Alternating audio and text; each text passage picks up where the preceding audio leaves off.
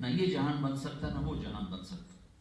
پیسہ ہی سب کچھ نہیں، کمانا ہی سب کچھ نہیں، ضرورتیں پوری کرنے کا نام کامیابی نہیں ہے. اللہ کو راضی کرنے کا نام کامیابی ہے. مشہور ہو جانے کا نام کامیابی نہیں ہے، اللہ کو راضی کرنے کا نام کامیابی ہے. بڑی تجارت، بڑی افسری لینے کا نام کامیابی نہیں ہے، اللہ کو راضی کرنے کا نام کامیابی ہے. اور وہ رضا اس کی ملتی ہے محمد مصطفیٰ صلی اللہ علیہ وسلم کے طریقوں سے. تو سارے انکار کرتے جائیں گے. سب سے آخر میں آئیں گے عیسیٰ علیہ السلام کے پاس کہ حضرت جی آپ روح اللہ ہیں، کلمت اللہ ہیں، آپ دروازوں کو کھلوائیں. کہیں گے یہ میرے بس کا نہیں، البتہ میں تمہیں پتہ بتا سکتا ہوں جو آج دروازہ کھلوا سکتا ہے.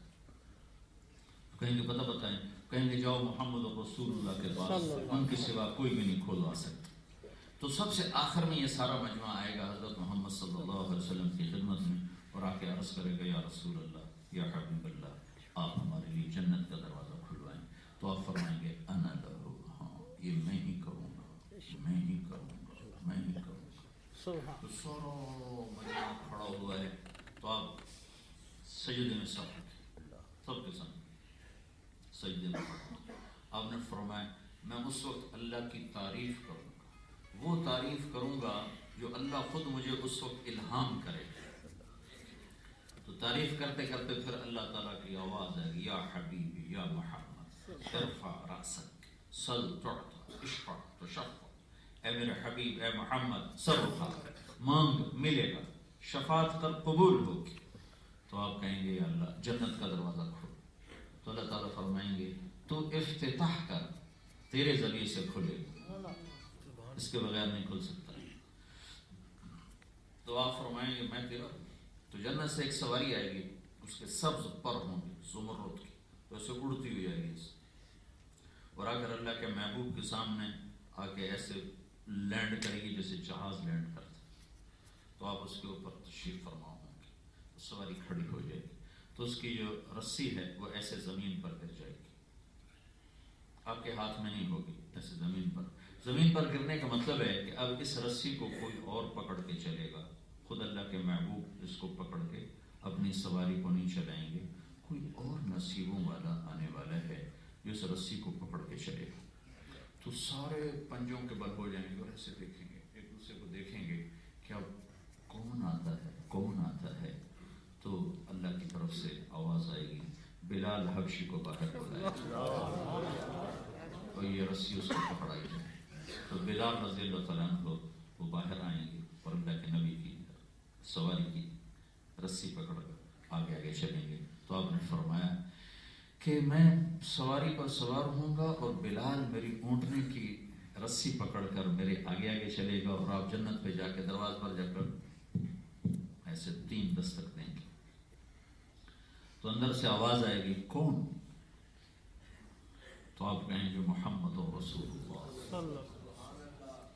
تو وہ کہے گا یا رسول اللہ آپ کے انتظار میں ہم بیٹھے تھے اور آپ کے رب کا فرمان تھا جب تک میرا محبوب نہ آئے دروازہ نہیں کھولنا ہے.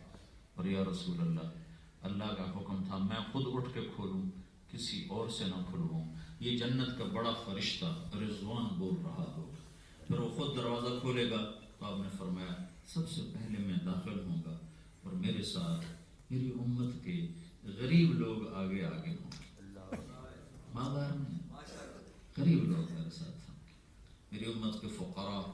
حضرت انس نے پوچھا یا رسول اللہ قیامت کا دن تو بڑا رش ہوگا، تو آپ کو کہاں ڈھونڈیں؟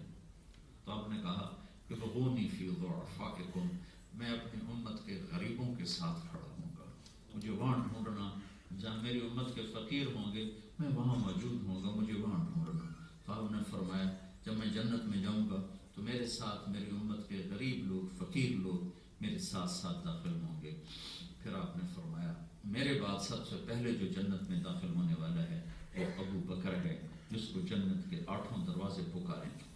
پھر آپ نے فرمایا عمر میں نے جنت میں محل دیکھا جو سونے چاندی زمرد یاقوت کا. میں نے پوچھا کس کا ہے؟ تو مجھے کہا گیا ایک قریشی کا ہے. میں سمجھا میرا ہے تو مجھے کہا گیا یہ آپ کے خادم عمر بن خطاب کا ہے. اور آپ نے فرمایا عثمان جنت میں ہر نبی کا ایک رفیق ہے میرا رفیق تو ہے. پھر آپ نے حضرت علی کا ہاتھ پکڑا اور ایسے اپنے قریب کر کے فرمایا علی تو بھی خوش ہو جا، جنت میں تیرا گھر میرے گھر کے سامنے ہے. پھر آپ نے فرمایا طلحہ زبیر، جنت میں ہر نبی کا ایک حواری ہے، میرے 2 حواری ہوں گے، ایک طلحہ اور ایک زبیر. پھر آپ نے فرمایا عبد الرحمن بن عوف. عبد الرحمن بن عوف ٹاپ لسٹ کے 10 صحابہ میں ہے. آپ نے ایک دفعہ ایک مجلس میں ایک سانس میں کہا ابو بکر جنتی، عمر جنتی، عثمان جنتی، علی جنتی، طلحہ جنتی، زبیر جنتی، سعد بن ابی وقاص جنتی، عبد الرحمن بن عوف جنتی، ابو عبیدہ بن جراح جنتی، سعید بن زید ابو الاعور جنتی. ان کو کہتے ہیں عشرہ مبشرہ، وہ 10 صحابہ جن کو اکٹھی جنت کی بشارت ملی. ان 10 میں ایک عبد الرحمن بن عوف ہیں. ان کو ٹائٹل ملا ہوا ہے عبد الرحمن تاجر الرحمن. عبد الرحمن رحمان کا تاجر ہے، اللہ کی رحمان کا تاجر ہے. ان کی تجارت بھی ان کے لیے جنت کا ذریعہ ہے. لیکن آپ نے فرمایا اب عبد الرحمن تمام صحابہ میرے پاس پہنچ گئے، تو نہیں پہنچا.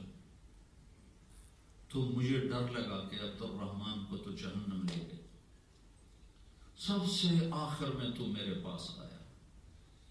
تو عبد الرحمن رضی اللہ تعالیٰ عنہ رونے لگے، یا رسول اللہ وہ کس وجہ سے؟ ٹاپ لسٹ کے 10 آدمیوں میں سے، ٹاپ لسٹ 10، اللہ کے نبی کے 1.25 لاکھ صحابہ ہیں جو کائنات میں نبیوں کے بعد سب سے افضل لوگ ہیں.